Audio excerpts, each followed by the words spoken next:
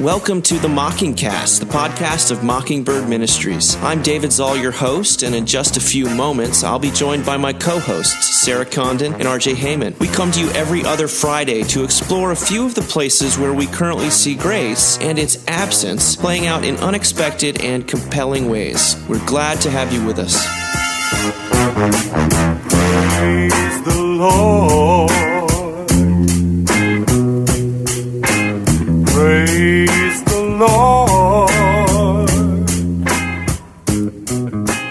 God. My friends, I'm glad to be with you. We're back. Another couple weeks has ended, and we are in the saddle, ready to talk about a lot of highs and lows. But before we get into it, I realized we didn't do any small talk last time. How on earth are you? We're good. Things are plugging along in Houston. Kids are back in school. We don't have any complaints on our end. There's no hurricane headed our way, so we're about a week, right, from that anniversary, somewhere in there. I think it made landfall on the 17th, but it then progressed to Houston. Yeah, kind of around this Sunday. We're doing a little Harvey remembrance thing on Sunday for people who were affected and volunteered and that sort of thing. Mm. Well, RJ, anything to report on your end? We're doing okay. Today was Marshall's first official day of preschool. It was supposed to be yesterday, but of course he got sick, which caused my wife some great consternation. Why? No. But he went today and had a great time.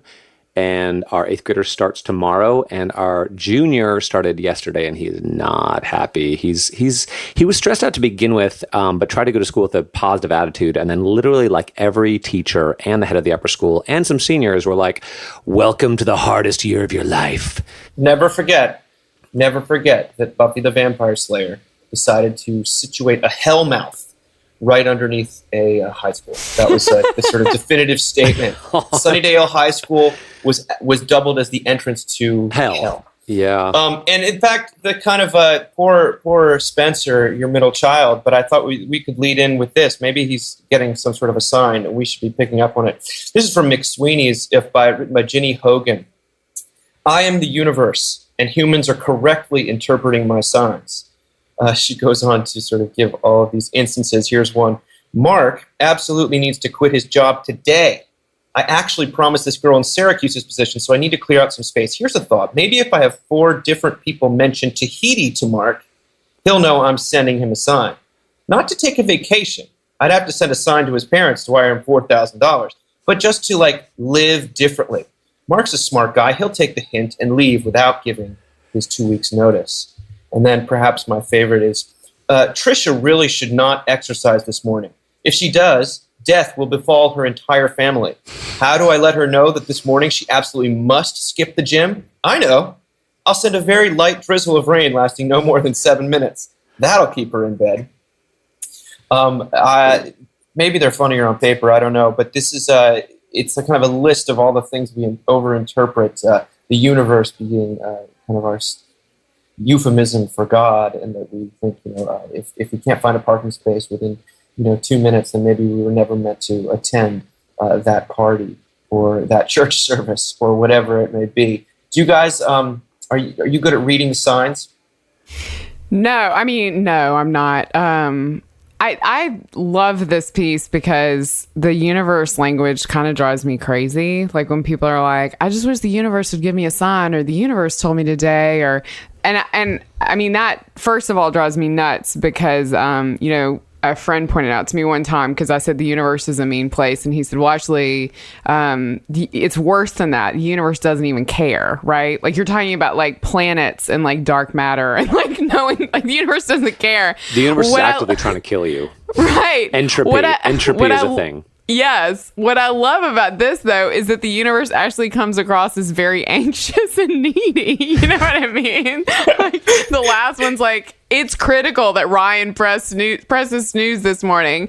Not to toot my own horn, but I actually can sort out the whole Israeli-Palestinian conflict if only Ryan stays in bed for 5 more minutes. It almost is the universe has a really maybe a TMI Instagram account in this piece. You know what I mean? It's oversharing its anxiety. Pretty amazing.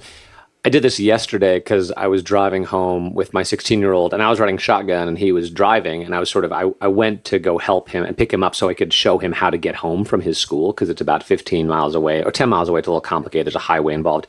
Anyway, he took a wrong turn, which put us in like massively more traffic than we would have been in otherwise, which is somewhat frustrating. But I was like, well, I guess we were meant to go this way, and would have died in a horrible fiery wreck if we'd gone the other way, So totally did that. But what it also reminded me of, which drives me a little bit nuts, is when people who either aren't religious or don't want to appear religious, they won't say, well, I'm praying for you. They'll say, I'm sending good thoughts your way. Sending good thoughts. And it's like, what the heck do you think your thoughts are going to do? Like you think you can control reality with the power of your mind? Because that's essentially what you're saying.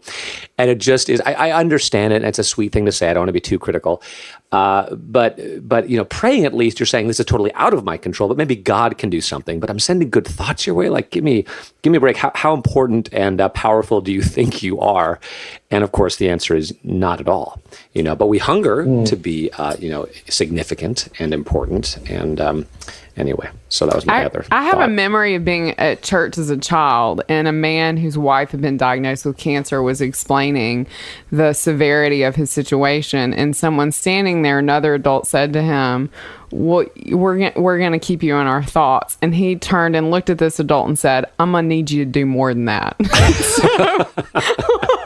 I think it's okay to, it is okay to say, I think we need to, we maybe need more, let's think about the other things that like are in our thoughts. You know what I mean? Like the trick. Well, let me say two things. I think the rector at our church, the head pastor, Paul Walker, just got back from a 4-month sabbatical. And the day that he came back, the roof over where he sits in his office caved in. And time to retire. Everyone was like, well, is it a sign? And you're thinking, I hope it's not a sign. He was, the 2 days before, he was having to bail out his basement that had gotten flooded from this record amount of rain. So I'm thinking about that, and how oftentimes the signs that the McSweeney's articles list tend to all be sort of justifications for sleeping in longer, or buying the purse you can't afford, or dumping the girl that that you're sort of being capricious with. And sometimes we also have these signs that are almost apocalyptic. And you're right, when we just use this universe language, it gets fuzzy and flaky, I guess you'd say. Sending your thoughts, it's like a Mork and Mindy thing. But I also was thinking that, I do believe that God, sometimes you get, what are they, maybe the cheesy word for it is like a little hug or something like that. This week was the first day of school for my boys, and last year was not the easiest year with one of them, and we weren't quite sure. And then we went to this open house, and it was just one thing after another where we felt cared for, anticipated, delivered. I don't know. And my wife and I left and felt, it's like I haven't felt God's provision that directly in a visceral, emotional way. Maybe, I don't know if it's a sign, maybe it's just a wonder, but it's funny how the culture sort of takes these things and like perverts them or overemphasizes them. And I thought that was a pretty funny way to do that. The last thing it made me think was that there have been moments in my life when I was trying to make very difficult, life-altering decisions, and I was looking for a sign. I was looking for some clear direction and didn't necessarily get it. But at that, I remember at one critical juncture, again, one of a coworker, Jonathan Adams, I think this is the second week I've mentioned him at St. Martin's. He and I have been close friends for a long time. And he sort of said to me, RJ, remember, whichever choice you make, God's going to be there. Like, God is with you either way. It's not like he's waiting to see what choice you're going to make and then decide, whether to abandon you or be with you. He's going to be there on the other side. And I'm not sure I believe him cognitively, maybe not emotionally, but of course that was true.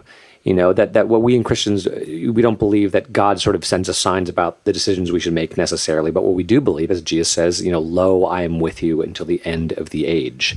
And I find that much more comforting, less anxiety producing, and also more, humbling, humility producing, because at the end of the day, the choices that we make don't actually matter that much. But what does matter is God's eternal love, and that his plans move forward, even if ours are a bit sort of winding. Yes, I think it's. I remember. Was it Tim Keller says, if you want to know what God's will for your life is, make a decision and see what happens. Yeah, seriously. Thank you for sharing that. I think that this could have, cultural self-justifications, though. We go from one to the next. Here with Alana Samuels for The Atlantic, wrote about how online shopping and cheap prices are turning Americans into hoarders. And, that article's kind of half alarmist, almost environmentalist plea. And then there's also this sort of exploration of our psychology around shopping. And I wonder, I don't think we talk about it quite enough. As a lot of us have Amazon Prime, and pretty much everyone does. They even talked about how most families who make less than $25,000 a year still have Amazon Prime. It's crazy. But they're quoting the director of retail studies at Columbia University, Mark Cohen, who says, "We are all accumulating mountains of things. It's never been easier to buy things. The number of self-storage units is rapidly increasing. There are about 52,000 such facilities nationally. 2 decades ago, there were half that number." Then they give an example of the 16,000 students who live in dorms at Michigan State University left behind 147,946 pounds of goods, like clothing, towels, and appliances when they moved out this year. A 40% increase from 2016, according to Kat Cooper, a spokeswoman. The internet has made it easier to recycle some of the stuff Americans buy and are no longer want. Online consignment shops like ThreadUp and Poshmark help people buy and sell clothes from their closets. But the ability to get rid of stuff may be making people feel a little better about buying things they don't need and motivating them to buy even more. Isn't that interesting, that last little bit? Are you guys hoarders? Are you shopaholics? What's your... I certainly indulge in retail therapy when it relates to music pretty much every day. I'm on Amazon. I think all mothers are probably on Amazon a lot. I feel, especially this time of year, because they need all this back to school stuff. And I marvel at that my mother used to go out and buy these things, and now they're right there. And this year was our daughter's 4, and when you have a girl, there's this weird thing of modesty that if they're in a school uniform, you still want their underwear covered up, which for the longest time I've been this is so dumb, and it's really hot in Houston. Why am I going to put her in another layer of clothing? But I was on there shopping for something else, and it popped up on the side, these little black shorts. And now I have spent a lot more money than I want to say out loud on little black shorts to go under a school uniform. And it's stuff like that. I'm is this, are we all just convincing ourselves that we need all these things and now they're easy to get, and so we get them? It's just, I don't know. I found this article really kind of overwhelming. All the numbers that she lists, the environmental impact, and then just there was that whole movement a couple of months ago that I was reading pieces about. Is it in Sweden, the Swedish death cleaning, where you clean your house, you start cleaning your house when you hit 50, as keeping in mind that you will die. And I just look around my house right now and I'm I must think I'm going to live forever. It's a lot of stuff. So Amazon is great, right? It saves you trips to Walmart or CVS or Target or wherever you go. It also, for me, I like the fact that I can just buy one thing, whereas when you step into a shop, you're sort of oh, maybe I need that too. It's a little bit more targeted. But it does remind me that if you were to come up with one word which most succinctly captures sort of 21st century American identity, it's consumer, right? That's what we do. We consume. I think about 9/11. I moved into New York the week after 9/11, and what can we do for the city? Visit New York and spend money. Which was show the terrorists that life goes on, which I get that. But there was definitely a be a consumer in New York, bring your dollars to New York, or even however you feel about the The Iraq War, I remember we were sort of going to war in Iraq at the same time that we were pushing through a big tax cut. And there was a sense of keep on spending, keep the economy going, keep on buying. And so it's no wonder that that's what people do, because that's what unifies us as Americans, if nothing else, is that we buy stuff, and that's how we relate to the world, how we relate to one another. And I'm certainly subject to that. I like buying stuff as well. Am I a hoarder? I hope not. Gosh, we had a storage unit until recently, but we emptied it out, thank God, and took buckets of stuff over to Goodwill. But there's certainly the temptation, because there's a lot of cool stuff I want. Well, let me ask you this. Do you guys feel guilty about the stuff you buy, or the amount of stuff you buy? Yeah, I mean, I feel guilty about a lot of things, so I definitely feel guilty. I definitely feel guilty about about the stuff that I buy. I mean, that's when I click on this stuff I love Amazon, like RJ. It's fast. It's comes to your door. You're not going to spend extra money, hopefully, on other things, unless it's shorts to go under a uniform, apparently for me. But, then when I buy the stuff, I think about all the little stores, or even all the big box stores I'm not going in. I'm like, oh, it's the weight of responsibility as a consumer for, I don't know. It's a very complicated thing. Well, the next to last thing we're going to talk about is The Cure for Racism is Cancer, written by Tony Hoagland in The Sun, the Houston Sun, I believe. And Tony is a poet that we've featured a bunch of times in the magazine, and this is quite a thing that he's written.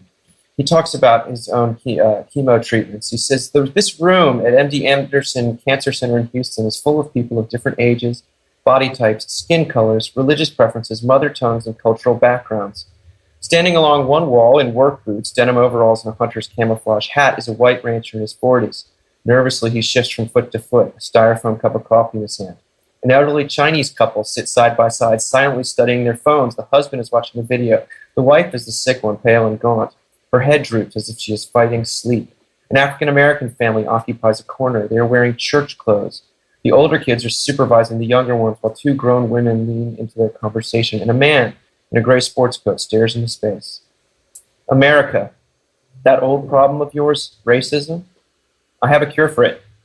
Get cancer. Come into these waiting rooms and clinics, the cold radiology units and the ICU cubicles. Take a walk down Leukemia Lane with a strange pain in your lower back and an uneasy sense of foreboding. Make an appointment for your CAT scan. Wonder what you were doing here among all these sick people, the retired telephone lineman, the grandmother, the junior high school soccer coach, the mother of 3. But there is good news, too. This strange country of cancer, it turns out, is the true democracy, one more real than the nation that lies outside these walls and more authentic than the lofty statements of politicians, a democracy more incontrovertible than platitudes or aspiration. In the country of cancer, everyone is simultaneously a have and a have-not. In this land, no citizens are protected by property, job description, prestige, and pretensions. They're not even protected by their prejudices. Neither money nor education, greed nor ambition can alter the facts. You are all simply cancer citizens, bargaining for more life. In the Republic of Cancer, you might have your prejudices shattered. In the rooms of this great citadel, patients of one color are cared for by people of other colors. In elevators and operating theaters, one accent meets another, and sometimes only after repetition, squeezes through the transom of comprehension. And when the nurse from the Philippines, or aide from Houston's 5th Ward, or the tech named Dev says, "I'll pray for you," you are filled with gratitude for their compassion. Some of the travelers are dressed in pajamas and slippers. Some have on only shiny blue tracksuits and Nikes. Some wear suits and ties as if being presentable will make a difference. The shabby and the affluent, the stoical and the anxious, the scrawny and the stout, the young and the aged. If we are tense or pace restlessly, it is because we are aware that we may, on short notice, be swiftly deported. And because of this, perhaps, our hearts soften. This is the stupefying and ultimately transforming thing, that here, where I do not expect it, I encounter decency, patience, compassion, warmth, good humor. I remember the shift nurse with pale olive skin and thick eyebrows, who, in the middle of the night, brought me hot packs of damp folded towels and heated in a microwave. She was from the Middle East, maybe Syria or Egypt. She was so kind and respectful to me that after she departed, I abruptly burst into tears and blew her a kiss through the closed door. So, America, I express this rather unconventional wish for you. I hope you get cancer. In order to change, you must cross this threshold, enter a condition of helplessness, and experience the mysterious intimacy between the sick and their caregivers, between yourself and every person who is equally laid low. Now, the two of you do a lot of time, spend a lot of time in hospitals visiting people. I'm wondering how you read this, what you took away. I had so many thoughts about this. I did hospital rounds this morning, and RJ will probably be doing them this afternoon, is my guess. And I'd had a pretty anxious morning. I've been working on a piece that came out that caused me anxiety, and I could have come into the office, but I was like, you know what? I'm just going to go to the hospital, because there's something about suffering that just shifts the whole narrative of your life. And so I was thinking about that. I know that not everybody's job enables them to go into a hospital, and I know that perhaps people don't want to hear a priest say out loud that when we see people suffering, it makes us sort of realize that our own lives are perhaps not as dire, our own anxieties are perhaps not as demanding as they thought they were, but I'm human, and that definitely happens to me in hospitals, and I'm grateful for it. The other thing I thought about was how much we talk about the idea of imposter syndrome at Mockingbird. And now that we're back to school, and my son's at a different school, and so he's not at our church school where I was sort of the rector's wife and known and all these things. And so now we're at a different school, and he's riding the bus. And so suddenly I'm in all these different communities where I definitely find imposter syndrome sort of sneaking up. Am I a cool enough mom to hang out with the other moms at the bus stop? Literally have had that thought. And as I was reading this, I kept thinking, gosh, one of the incredible things about having this kind of illness and all these other people having this kind of illness is that no one has imposter syndrome, right? Everyone on that floor knows that they belong there, and all the nurses and the doctors who help them know that they belong there. And there's something about all being in that suffering together that bonds people. I love what he said about sort of cancer curing us of racism. I also loved Houston. I mean, this is a shout out, because a lot of the diversity is also such a reflection of how diverse Houston is. But I think that cancer could be, in the way that he writes about it, could be a cure for a lot of the things that we think divide us, and a lot of the moments we have in our lives and we think, well, I don't belong here. You know what I mean? Yeah. Because everyone's sick on the inside, right? So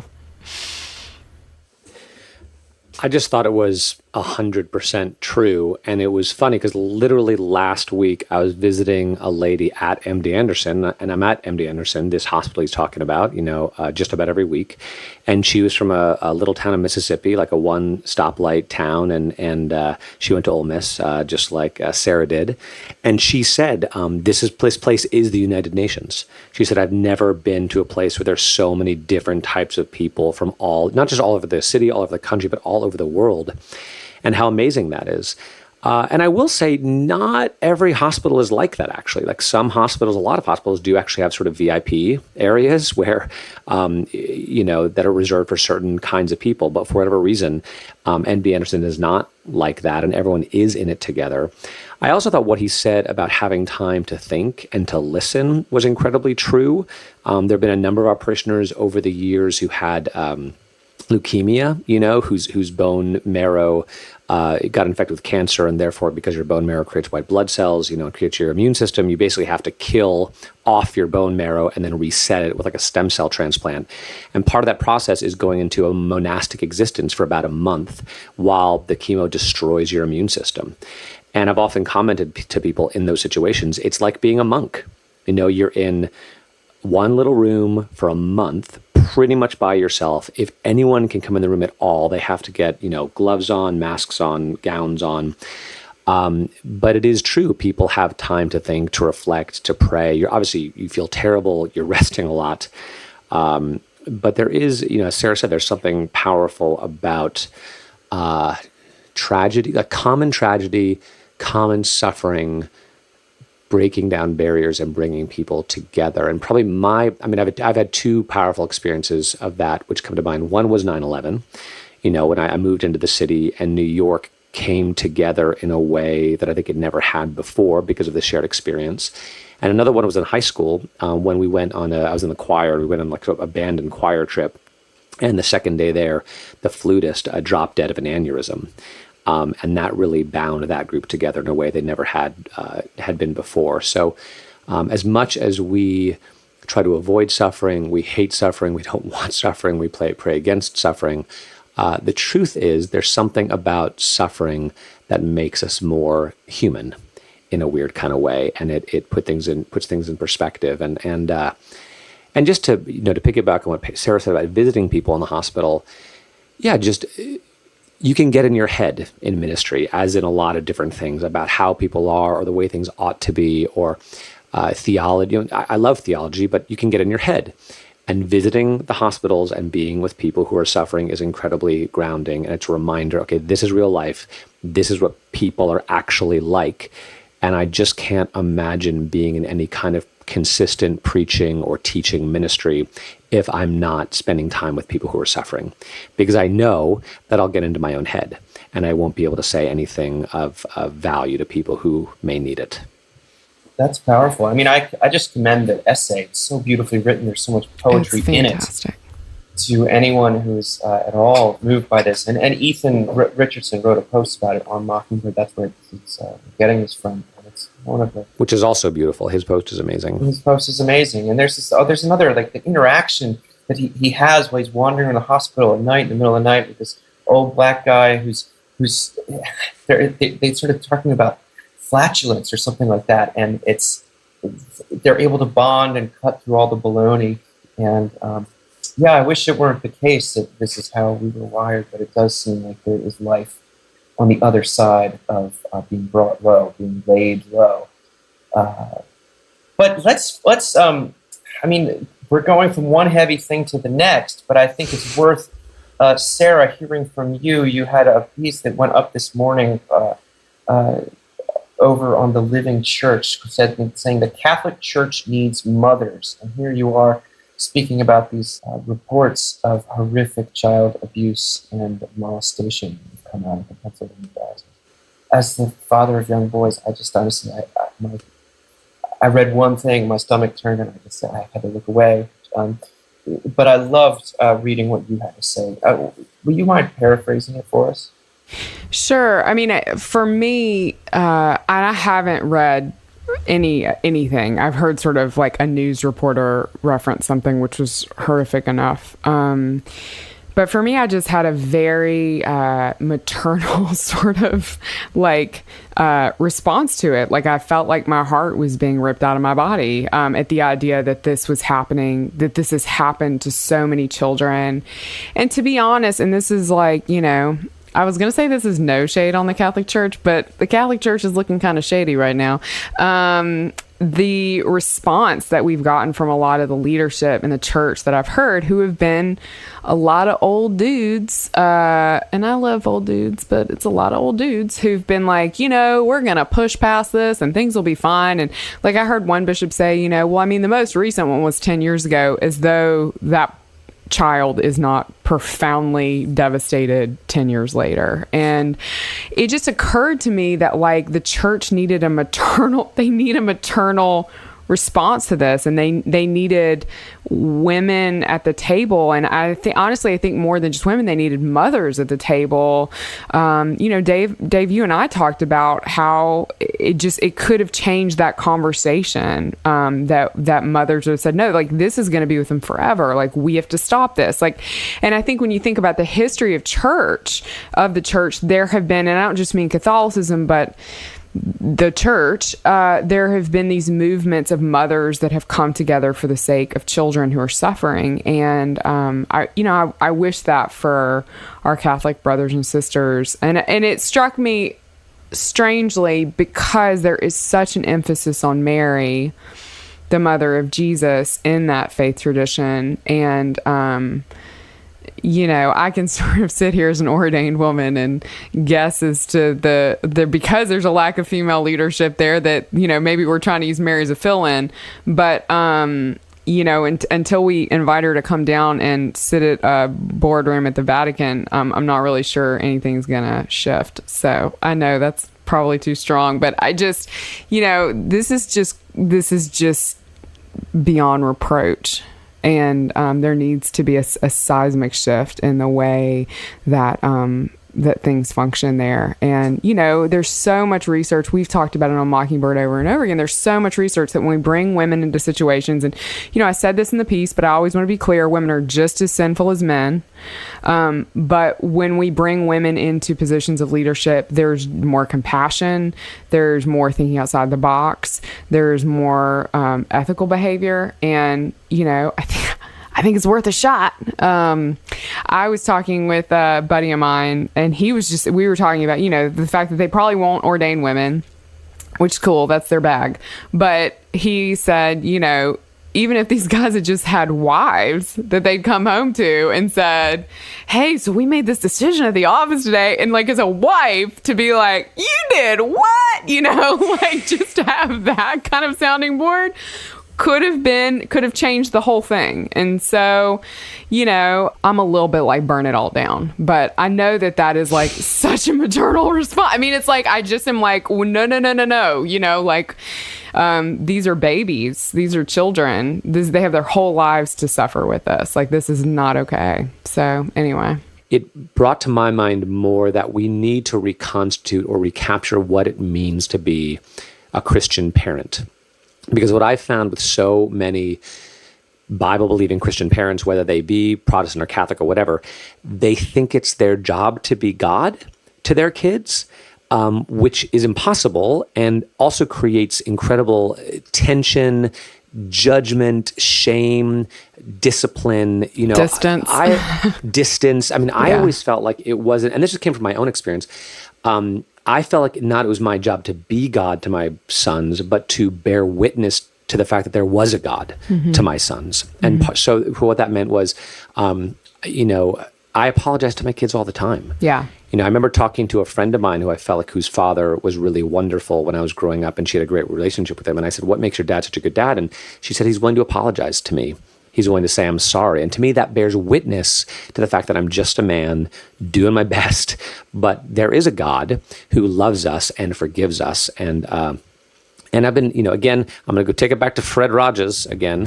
I was thinking a lot about, Dave, you talked a lot about masculine identity. Fred Rogers was not a man's man. He wasn't. He made people deeply uncomfortable with the sort of vision of masculinity that he put forward.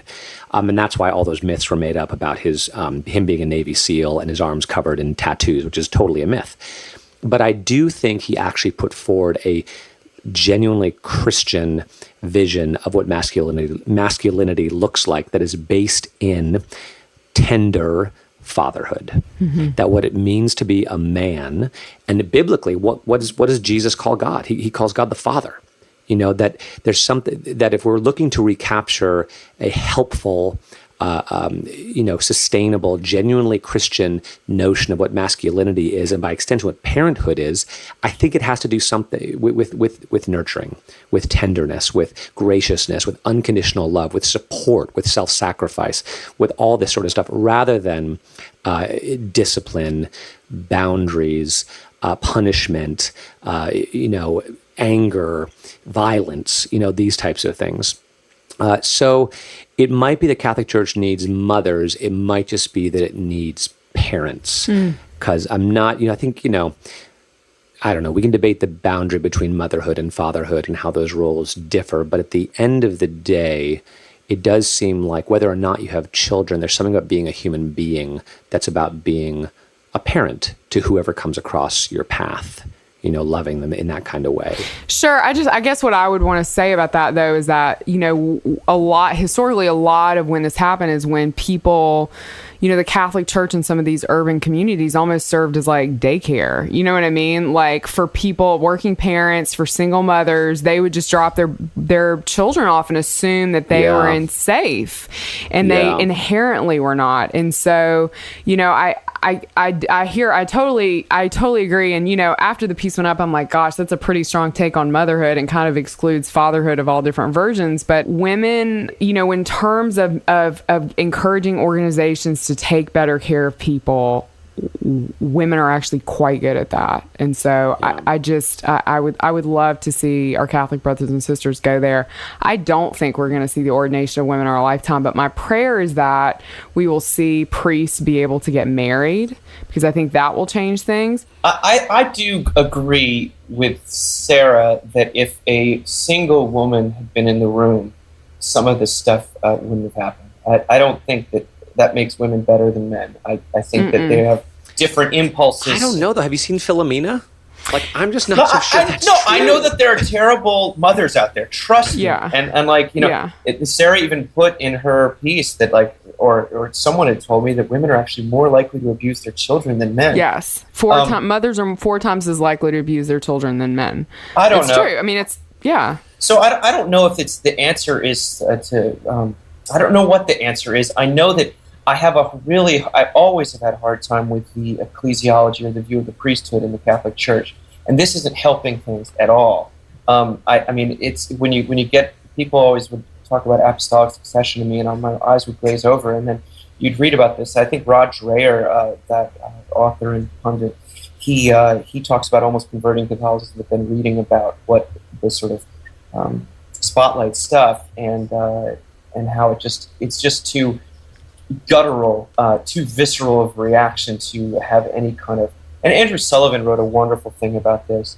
So, saying that the church's moral credibility is now close to zero, all the more reason to throw open the doors and let light in, which is kind of interesting to me because I thought Francis's everything that was coming out of his mouth was so. For a while there, it was like, wow, this man's talking about grace. He's really sort of moving with maybe they're right. Maybe he is Jesus with healing in his wings constantly, and then you have this. So I don't know. I did think we should close with. I'm going to read Sarah the end of your piece, which I thought was just so moving. She says, Catholic leaders have done wrong by children, and there are, of course, we should mention that there are female religious. You know, there are plenty of nuns out there, but Catholic leaders have done wrong by children. These leaders have taught children about their heavenly mother, Mary, but they have done little to put earthly mothers in the leadership of the church. Last week, as millions of Christians celebrated the Assumption of Mary, still more horrific reports emerged from Pennsylvania diocese. I could only wonder, what is Mother Mary thinking right now? I imagine, like the mothers I know, she is weeping. A somber note to end on, but I think a proper one given the facts on the ground. The only thing I'll say to close is that if you need a pick-me-up, if you need something in your hands to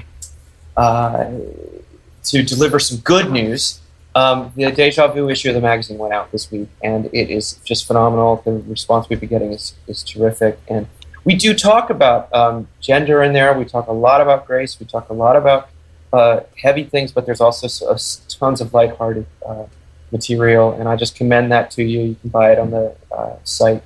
But that's it for now. I'm grateful for you both, and thanks for chatting today. Thanks, Dave. Thanks, guys.